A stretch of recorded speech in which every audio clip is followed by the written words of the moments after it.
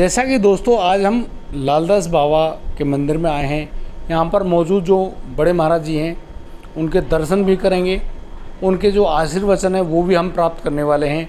उनसे पूछना चाहते हैं कि आखिर जो इस समय जो कली काल चल रहा है, जहाँ पर इंसान जब भी बात करता है सिर्फ और सिर्फ दुख की ही बात करता है, उसको लगता है कि वह जीवन में सबसे बड़ा दुखी है।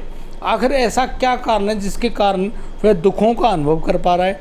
आखिर ऐसी क्या बात है जिसकी वजह से वो इतना परेशान है कि वो बहुत बड़े जो मतलब काम है ऐसे जिन्हें घिनौना कह सकते हैं उनको भी अंजाम देता है।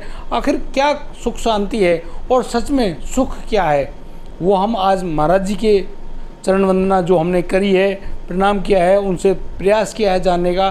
क्योंकि जो महाराज जी हैं ना, बहुत ज़्यादा अनुभवगम्य व्यक्ति भी मैं कहूँगा, महाराज जी भी कहूँगा, बहुत बड़े संत हैं, बहुत प्राप्त संत हैं और इनके पास ऐसा अनुभव भी है जो कि हम लोगों को, हमारे जैसे जो निकृष्ट प्राणी हैं, जो कि सब अपने जीवन में वो सब कुछ नहीं कर पा रहे हैं, जिसकी वजह से वो अपने आप की स्थिति को सही कर रहे हैं, सुख का अनुभव कर पाएँ। आखिर जानेंगे कि उनके दुखों का। महाराज जी के प्रणाम। राधे राधे महाराज। गुरुदेव, आजकल जो लोग हैं हमारे जैसे जो निकृष्ट प्राणी हैं, आखिर वो बड़े परेशान हैं, उनके पास दुखों की सीमा ही नहीं है, दुख उनके जीवन में ख़त्म ही नहीं हो रहे हैं। आखिर ऐसी क्या समस्या है, आप क्या बताना चाहेंगे उनके बारे में? राधे राधे। इसका मेन कारण बता, सबसे सरल जी।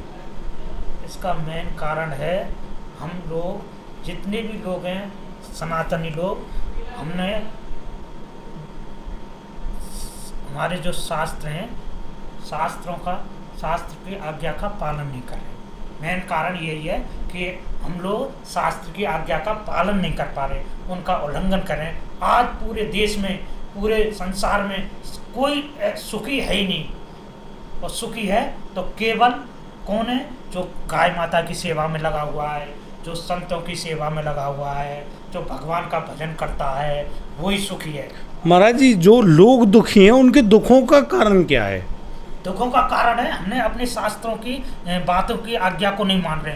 हमारे जो सिद्ध संत होते हैं उनकी वाणी का हम पालन नहीं कर पा रहे हैं, उनकी बातों को हम नहीं मान रहे हैं, और उनका हम जो हमारे शास्त्रों में लिखा हुआ है उनकी अगर उनके अनुसार पहले व्यक्ति की सुखी इसलिए था कि हम शास्त्रों की रहनी से रहते थे।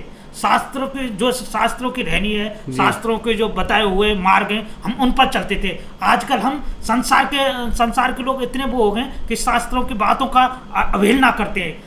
हमारे सनातन धर्म में और हमारे हिंदू धर्म में इतनी बड़ा वो हो गया है कि हम लोग अपने शास्त्रों की सबसे पहले आज्ञा का अवहेलना करने लगते हैं। हम इतने पढ़े लिखे हो गए, हम इतने पश्चिम सभ्यता में इतने गिर गए हम सभ्यता को, कि हम अपनी सभ्यता को ही भूल गए। पश्चिम सभ्यता को हमने अपना लिया, दूसरों के आचरण को हमने अपना लिया, और अपने जो साधु संतों के आचरण थे उनको त्याग दिया। और ऐसी अब पढ़ाई हो गई है कि संसार बाहर के लोगों की हम शिक्षा को मान रहे हैं, अपने शास्त्रों की शिक्षा को हम मान रहे हैं। तो महाराज जी, आप ये कहना चाह रहे हैं कि हम लोग जो हैं वो अपने सनातन जो धर्म है, हाँ। उसकी जो मान मर्यादा हैं, हाँ। जो सीमाएं हैं, हाँ। उनको भूल गए हैं, उनको निभा नहीं पा रहे हैं, और शायद यही हमारे दुखों का कारण है। जैसे कि आपने कहा कि भाई हम लोग जो हैं वो पश्चिमी देशों की सभ्यता का अनुपालन कर रहे हैं, वो सब उनके चक्करों में लगे हुए हैं, कपड़े भी ऐसे पहनते हैं, वार्तालाप में मतलब कि मॉम और डैड, मतलब कि जो पिताश्री माताश्री वो शब्द भी नहीं है। तो आखिरकार जो आप जो कहना चाह रहे हैं वो यही तो है कि यही मुख्य है दुखों का कारण। महाराज, इस दुख से जो कि आज सांसारिक दुख हैं, इनसे निवृत्ति कैसे हो, इनसे पीछे कैसे छुड़ाया जाए? देखो, इनकी निवृत्ति होगी संत सेवा करने से जी। इनकी निवृत्ति होगी गाय माता की सेवा से, क्योंकि इस संसार में सबसे सरल उपाय है जी, सबसे भगवान को भी प्राप्ति करने का सरल उपाय है, भगवान को सबसे खुश करने का उपाय गाय माता की सेवा, संतों की सेवा। ये सबसे सरल भी है और सबसे कठिन भी है। अगर आप सरलता के लिए कहें तो सरलता ये है, आप गाय माता को घास भी खिला दोगे तो आपके पितृ खुश हो जाएंगे, आपके देवता खुश हो जाएंगे सब। आपको अगर आपके घर में कुछ नहीं है, एक गरीब से गरीब व्यक्ति गाय माता की सेवा कर सकता है। किसी के पास कुछ धन नहीं है गाय माता को पालने के लिए, या किसी के पास कुछ नहीं है, कुछ दुनिया भर के बहाने लगा देते हम सेवा के लिए, लेकिन व्यक्ति अगर घास उखाड़ के खेत में से अगर किसी गाय माता को खिला दे तो उससे देवता संतुष्ट हो जाते हैं, हमारे पितृ संतुष्ट हो जाते हैं, देवी देवता संतुष्ट हो जाते हैं। इससे बड़ा सरल उपाय क्या है? हमें प्रत्येक हिंदू को कम से कम 10 लोग हैं तो एक गाय तो हमारे घर में रहनी चाहिए जी। गाय को रखने से घर के कितने अशुभ नष्ट हो जाते हैं, लेकिन हम गाय माता को हमने घर से, आंगन से ही नहीं, हमने तो हृदय से ही निकाल दिया। गाय हमारा धर्म का प्रथम खंबा है, स्तंभ। हाँ, स्तंभ, प्रथम स्तंभ है गाय माता हमारी जी। और लोग गाय माता से मतलब कि उनको घृणा हो गई है क्या? घृणा हो गई है। अब गाय माता हमारी माता है और भगवान की भी भगवान है। जब इसका भगवान इतनी ढंग से इसका पालन पोषण करते हैं, इसका इसकी मर्यादा का पालन करते हैं कि अगर गाय माता को कोई ऊटपटांग भी शब्द बोल देता तो भगवान पर सहन नहीं होता है जी।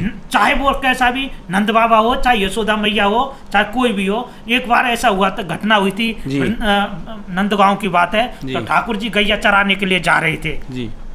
तो गैया चराने के लिए जा रहे थे तो वो नंगे पैर जा रहे थे। तो बाबा ने उससे बोला कि कन्हैया तू ऐसा कर, तू जूती पहन ले, क्योंकि जंगल में तू जाता है तो कांटे भी लग सकते हैं, कुछ भी लग सकता है। तो कन्हैया ने कहा नहीं, मेरी गौ माता जब कुछ नहीं पहन सकती जूती तो मैं क्यों जूती पहनूं? तो बाबा ने कहा कि ये तो पशु है। तो इतने ही सुनते ही ठाकुर जी लोटपोट हो गए, जमीन में लोटपोट हो गए और मचल गए वो, और मने ही नहीं वहां के तुमने मेरी गाय माता को पशु कैसे बोल दिया।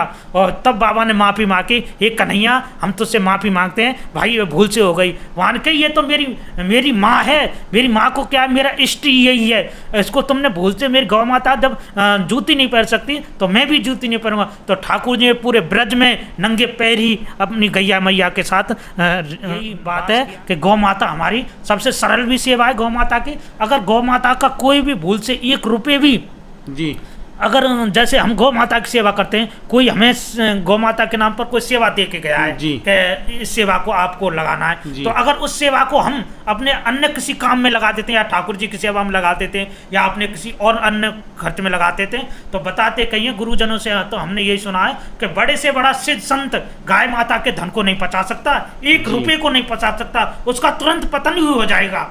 गाय माता का पैसा गाय माता की सेवा में लगता है, ठाकुर जी का सेवा का पैसा गाय माता में लग सकता है, यज्ञ का बचा हुआ पैसा गाय सेवा में लगता है, अन्य किसी भी धर्म का पैसा गाय माता की सेवा में लग सकता है, लेकिन गाय माता का पैसा किसी ना तो ठाकुर जी की सेवा में लग सकता है, ना अन्य किसी सेवा में लग सकता। ये इसका मेन ये ध्यान है सेवा का, गाय माता की सेवा का। महाराज मेरे एक प्रश्न आ रहा है इस मामले में दिमाग में कि जो लोग जो आज इस संसार में गाय माता के लिए पहले तो पैसे मांगते हैं, जगह जगह जाते हैं, और फिर वो लोग उसी पैसे का दुरुपयोग करते हैं, उन लोगों के बारे में आप क्या कहना चाहेंगे? देखो ऐसे लोगों का तो ना तो जो लोग ऐसा करते हैं उनका ये लोक भी खराब है और परलोक, दोनों लोग बिगड़ गए उनके। तो जी, ना तो उनके लिए यहाँ जगह और ना उनके लिए वहाँ जगह, और ना ठाकुर जी के पास ही जगह उनके लिए। तो लगभग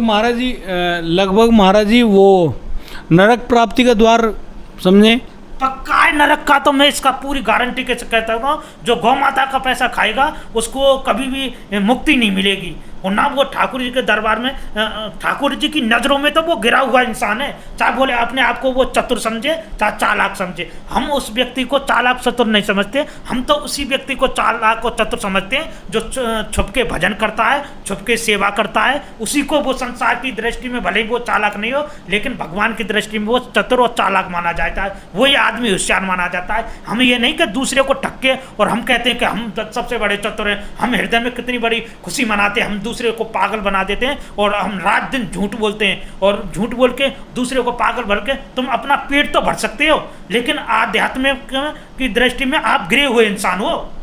आपको ना तो यहाँ मुक्ति मिलेगी ना आपको वहाँ मुक्ति मिलेगी, आपका यहाँ भी जीवन खराब, आपका वहाँ भी जीवन खराब, आपके बच्चों का जीवन खराब, और आपने अपना जीवन खराब। महाराज जी जैसे आपने कहा कि छुपकर भजन किया जाए, तो आखिर छुपकर भजन कैसे किया जाता है, थोड़ा बताएंगे हमें इसके बारे में? छुप के भजन यही है कि किसी को पता ना लगे, और छुप के किसी को पता ना लगे, आराम से हम क्या गा। अब ये छुप के भजन यही माना जाएगा, हम उसका गीत ना गाएं। हमने थोड़ी सी 2 माला फेरी और हमने सब जगह कर दिया, हम तो भजन करते हैं, हम तो ये करते हैं, हम वो करते हैं, हमको दिक्कत नहीं होनी चाहिए, वो नहीं होनी चाहिए, दुनिया भर का ड्रामा कर देते हैं। वो छुप के भजन नहीं माना जाता है। वो तो वैसे ही आप दुनिया को पागल बनाने के लिए वो करें, उसका महत्व इतना नहीं माना जाता है। छुप के भजन करने का मतलब है हम खूब तो भजन करें, लेकिन संसार को हम ये नहीं बताएं कि हम भजन करते हैं। हम तो कहते हैं भैया सरलता आते रहे भैया, तो हम तो कुछ नहीं जानते, ना भजन करना जानते, ना कुछ कहते। जिसके जीवन में सरलता आ गई उसके जीवन में सब कुछ आ गया। गुरुदेव, मेरा एक प्रश्न और है। हमारे जो व्यूअर्स हैं जो इस समय वीडियो को देख रहे हैं, ज़्यादातर लोग गृहस्थ जीवन से जुड़े हुए हैं। आखिर ऐसा कौन सा मार्ग है जिसकी वजह से इन लोगों के जो जीवन दर्शन है, जीवन में सुधार आए, ये लोग अपने जीवन में एक अच्छी स्थिति पर पहुँचें? आखिर आप इनको कौन सा मार्ग और कौन सा तरीका बताने वाले हैं जिसकी वजह से वो अपने जीवन को सफल बना लें? देखो, इससे सरल उपाय, अच्छी शिक्षा लेनी हो तो आप भक्तमाल पढ़ें। भक्तमाल गीता प्रेस पर भी है, और भक्तमाल जैसे हमारे वृंदावन में सुदामा कुटी में भक्तमाल, और वैसे भी गीता प्रेस से भी भक्तमाल छप गया है। अगर किसी को ज़्यादा टाइम ना हो और छोटे उसमें है तो भक्तमाल गीता प्रेस का है, और वो 4 खंडों को एक खंड में कर दिया है हमारे सतगुरुदेव भगवान ने। वो गीता प्रेस से ही छुपा हुआ है। उसको आप गीता प्रेस की किसी भी दुकान से ले सकते हो। आप उसको पढ़ोगे, और आप जब कलयुग के, जब पहले तो त्रेता, सतयुग, द्वापर, त्रेता, सवन के भक्तों के चरित्र लगे, बड़े बड़े हमारे ऋषि मुनि हुए थे सतयुग में, त्रेता में, द्वापर में, उनके चरित्र हैं। उसके बाद कलयुग के भक्तों का चरित्र आता है। जब आप उनके चरित्रों को पढ़ोगे तब पता लगेगा साधु सेवा क्या सेवा है, भक्ति क्या है, ज्ञान क्या है। आपको सब, आपके जितने भी हृदय के वो हैं सब खुल जाएंगे। क्योंकि इस कलयुग में संतों की सेवा गृहस्थ में रहकर कैसे की, जिन व्यक्तियों ने गृहस्थ में रहकर संतों की सेवा ऐसे करी, अपने आप को बेच दिया। अपने आप को जब बेच के ऐसी सेवा करी तो उन्हें ठाकुर जी ने, उन्होंने खूब दर्शन दिए। इस कलिकाल में ठाकुर जी ने खूब दर्शन दिए। कोई व्यक्ति, कोई भी हमारे धर्म से नहीं जुड़ा हुआ है या वो है, तो लोग ऐसे ही कहते हैं कि आज के ज़माने में तो ठाकुर जी के दर्शन करना असंभव है। हम कहते हैं भाई, इस समय में ठाकुर जी के दर्शन अगर हृदय से कोई सेवा कर ले सच्ची, तो ठाकुर जी के दर्शन जरूरी है। भक्तमाल आप पढ़ के देख लो। भक्तमाल में ऐसे ग्रंथ, ऐसे गृहस्थी के संतों के उसमें चरित्र हैं जो 80% है। विरक्त तो कम से कम 20%, 10% ही उसमें दिए हुए। लेकिन ऐसे भक्त हैं जिन्होंने घर में रहकर ऐसी संत सेवा करी कि ठाकुर जी को उनके पास दर्शन के लिए विवश कर दिया। उन्होंने ऐसी सेवा करी ठाकुर जी को, उन्होंने अपने आप को बेच कर ऐसी संतों की सेवा करी, और संत भेष का कभी अवहेलना नहीं करी। चाहे भले किसी ने गधा को भी कंठी पहरा दी, तो उस गधा को भी प्रणाम किया। हमारी वैष्णव संप्रदाय, हमारा हिंदू धर्म पवित्र तो है ही, हमारा शासन धर्म तो सबसे बड़ा है ही है, उच्चम है ही है। लेकिन हमारा उसमें भी हिंदू धर्म है। हिंदू धर्म में भी वैष्णव संप्रदाय बहुत उच्च कोटि की बात। वैष्णव संप्रदाय ऐसी संप्रदाय जिसका आहार शुद्ध है, जिसके विचार भी शुद्ध हैं, जिसकी हर करनी शुद्ध है, जिनके संतों के आचार विचार इतने शुद्ध हैं, जिनकी रहने के लिए देवी देवता भी सराहना करते हैं। अब हमारे हिंदू धर्म में और भी लोग हैं। हमारा वैष्णवों में सबसे प्रथम नियम है प्याज लहसुन का त्याग। अगर आप जब ठाकुर जी की भक्ति करने के लिए निकले हैं तो आप प्याज लहसुन का तो त्याग ना कर रहे, और वैसे बड़ी बड़ी बातें कर रहे हैं संतों के सामने जाके। तो आप पहले, हमारे प्रत्येक ग्रंथ में पहले प्याज लहसुन का विरोध किया गया। क्योंकि प्याज लहसुन, कोई कुछ भी कहे, कोई कुछ ही कहे, कोई कहता है मांसाहार में नहीं आता, प्याज लहसुन किसी में नहीं आता। लेकिन हम यह निवेदन करना चाहते हैं, सरल इसका ये की सूत्र है छोटा था, कि प्याज लहसुन भगवान की भक्ति में सबसे बड़ी बाधा है। जी महाराज, जब तक आप प्याज लहसुन, ये चलो हम पढ़ाई की लिखाई के अनुसार या उनके अनुसार बताते हैं लोग, इससे कुछ जो भी इसे वो माना लाभ बताए जाते हैं, लाभ बताए जाते हैं, या कुछ भी बताया जाता है, तो ये हम उसके अनुसार मान रहे हैं। जैसे कि गुरुदेव भगवान जैसे प्याज लहसुन तमोगुण युक्त हैं। हाँ, तमोगुण की मैं बता रहा हूँ, तमोगुण है प्याज लहसुन। तो इसको बात को तो सब जानते हैं, तमोगुण है। अगर हमारे अंदर तमोगुण होगा तो भगवान की भक्ति हमारे अंदर कैसे प्रवेश करेगी?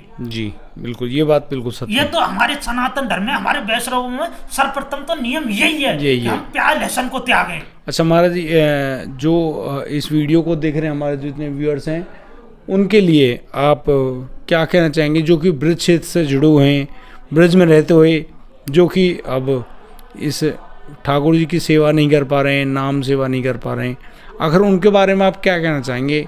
क्या उनकी गति होने वाली है? किस प्रकार से वो अपना जीवन सुधार सकते हैं? आखिर उनको क्या प्रयास करने चाहिए? देखो, इसमें ये आप लोग इन भक्तों को मेरा यही निवेदन है कि हमारे जीवन में एक ग्रंथ होना चाहिए और एक संत होना चाहिए। अगर हमारे जीवन में एक ग्रंथ है और एक संत है, वो आदमी कहीं मात नहीं खाएगा। जी आजकल हम लोग इतने वो हो गए कि हम ठाकुर जी के सामने थोड़ी देर कोई आरती हो रही है तो उस समय खड़ा भी नहीं रहना चाहते हैं। और हम ना कोई बत्ती, धूप बत्ती, ना कुछ ठाकुर जी को फूल माला, कोई भी वो ठाकुर जी कोई सेवा पसंद नहीं करता। आजकल हमारे धर्म में ऐसे लोग पैदा हो गए, ऐसे हो गए जो हमारे सनातन धर्म को बिल्कुल मिटा देना। कोई पाठ पूजा मत करो, कोई धर्म मत करो, कोई किसी स्नान मत करो, कोई कुछ मत, तिलक मत लगाओ, कंठी मत पहनो। ऐसे लोगों के धर्म को अपना रहे वो अपना, ऐसे लोग खुद भी नरक में जा रहे हैं और भक्तों को भी नरक में ले जा रहे हैं। ऐसे लोगों का मैं तो निवेदन करता हूँ, ऐसे लोगों का कभी संग मत करो, त्याग कर देना चाहिए। ऐसे लोगों को त्याग कर देना चाहिए जो कहता है मूर्ति पूजा मत करो और कुछ कंठी मत पहनो, तिलक मत लगाओ। अच्छा महाराज, मेरा एक प्रश्न आ रहा है इसी समय दिमाग में कि गुरुदेव, आजकल ये भी देखा जा रहा है कि ढोंग दर्शन बहुत सारे हैं, लेकिन सच्ची मानसिक सेवा में और ढोंग जो दिखाते हैं लोग, भाई हम ये सेवा कर रहे हैं, ये सेवा, उसमें फ़र्क क्या है? और किस तरह से, कौन सी पूजा ये मानसिक होगी, या फिर जो छुप के भजन कर रहे हैं वो ज़्यादा बढ़िया है, या फिर ये ढोंग दर्शन जो हैं? देखो, ढोंग दर्शन से तो कुछ होने वाला नहीं है। ढोंग दर्शन तो ढोंग दर्शन ही हो जाएगा, उससे आप लोगों का पतन ही होगा, जीव का पतन ही होगा। जो साधन लगा हुआ ढोंग ढांग करने थे उसका तो पतन ही होगा, उसका तो निश्चित पतन है। जो ढोंग कर रहा है उसका तो पतन ही है। बिल्कुल।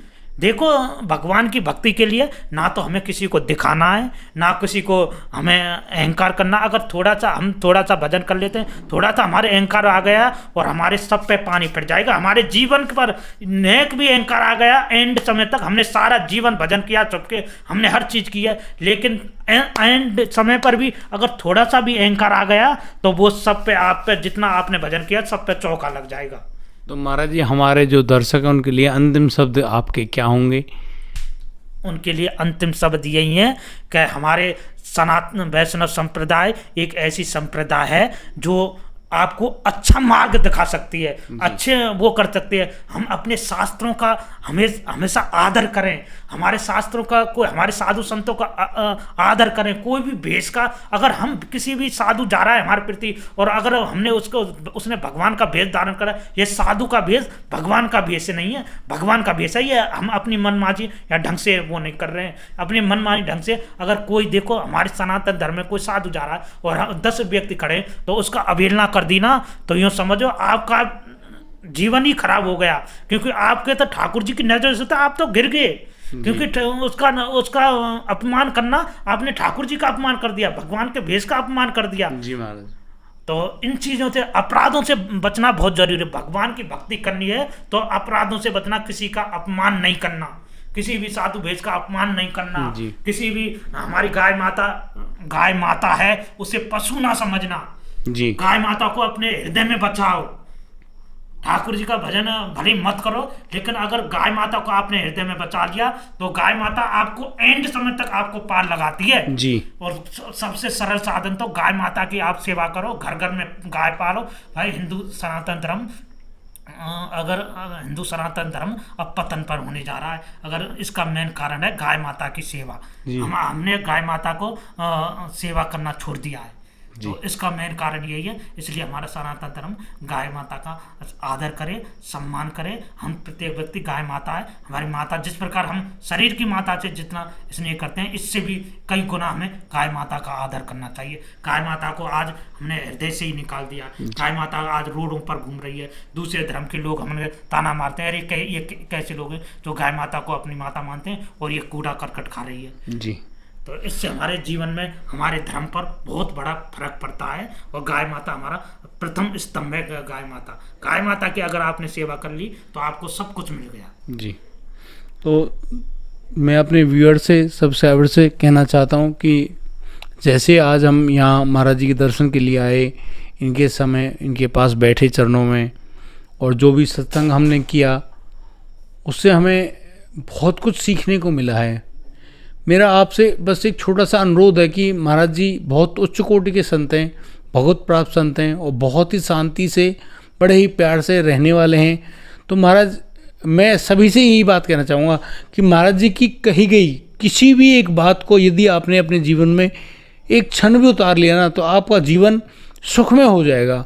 हर प्रकार के दुख जो भी आप अनुभव कर पा रहे हैं, वो सब दुख आपके मिट जाने वाले हैं और आप परम गति को प्राप्त होने वाले हैं। और इतनी उच्च कोटि की स्थिति आपकी बन जाएगी यदि आप संत दर्शन के लिए जाते हैं, गौ माता की सेवा करते हैं, वैष्णव संप्रदाय के मुताबिक अपना जीवन यापन करते हैं, और जैसा महाराज जी ने बताया कि मानसिक सेवा है, गृहस्थ जीवन में रहते हुए अपने आचरण सही करने हैं, शुद्ध भाव से ठाकुर जी को प्रणाम करना है, संत भगवानों को प्रणाम करना है। यदि आपने किसी भी एक प्रक्रिया को पकड़ लिया तो मैं आपसे वादा करता हूँ और दावा करता हूँ कि आप एक ना एक दिन भगवान को अपने वश में कर लेंगे, क्योंकि भगत के बस में है भगवान, और इससे बड़ी कोई बात नहीं होती। आप एक बार तो भक्त बनिए, भगवान आपके एक बार पुकारने पर अगर दौड़े ना चले आए तो ये बात, मतलब कि मैं जो कह रहा हूँ ये संतों से सुनी बातें हैं, उनके अनुभव गम्य की बातें हैं। उनके अनुभव से हमने यही सब पाया है कि साक्षात महाप्रभु की यदि आपने कृपा पानी है तो संत भगवानों के दर्शन कीजिए, उनके सत्संग में जाइए, और जो उस सत्संग से मिल रहा विवेक है, जो ज्ञान है, उसके साथ अपना जीवन यापन कीजिए और अपना और अपने परिवार का जो जीवन है उसको श्रेष्ठ बनाइए। क्योंकि समस्त जितने भी जीव हैं उनमें मनुष्य योनि इससे श्रेष्ठ योनि कोई हो ही नहीं सकती। और यदि आपने मनुष्य योनि धारण करी है आपकी आत्मा ने, तो अब आपको सिर्फ और सिर्फ एक ही लक्ष्य मिलने वाला है, वो है भगवत प्राप्ति। जैसे कि हमारे संत गुरुदेव ने बताया, ये भगवत प्राप्त संत की जो वचन है, जो सत्संग है, ये ज़रूर आपको बहुत अच्छा अनुभव देने वाला है। आज के लिए सिर्फ इतना ही, पर दोस्तों कल जाऊंगा एक नए महाराज जी के पास, फिर हम आपको एक बहुत सुंदर सा सत्संग सुनाने वाले हैं, अनुभव की बातें बनाने वाले हैं। अगर आपने अभी तक इस चैनल को सब्सक्राइब नहीं किया है तो आप सब्सक्राइब ज़रूर कर लें, नोटिफिकेशन की बेल को ज़रूर दबा दें, ताकि आपको रोज़ाना मिलने वाली नई नई सुंदर वीडियोज़ मिलते रहें और आप लोगों को जो सत्संग हमने किया उसका साक्षात अनुभव प्राप्त हो। राधे।